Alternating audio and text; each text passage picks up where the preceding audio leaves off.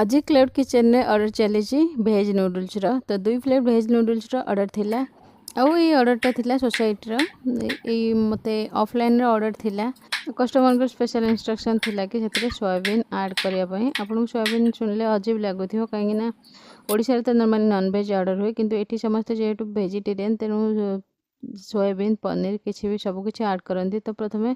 soybean को boil कर देती और तापर नूडल्स को बॉईल कर देती सब वेजिटेबल्स काटी देती लंबा लंबा काटिया पर सब सॉस ऐड कर ताको कुक कर देती आउ वेजिटेबल्स को सब बेले 1-2 मिनट केवल हाई फ्लेम रे फ्राए करिया पड़े आज मोर टिके अधिका कुक हो गला वेजिटेबल्सटा आउ तापर सब जगह नूडल्स ऐड करा हबो आउ जदी किसी सॉस रह जाय पछरे सॉस लूण चाहिए मसला ऐड करि परिबे किछि टोटली ऑप्शनल नूडल्सटा मोर पे रेडी हो जाइए आउ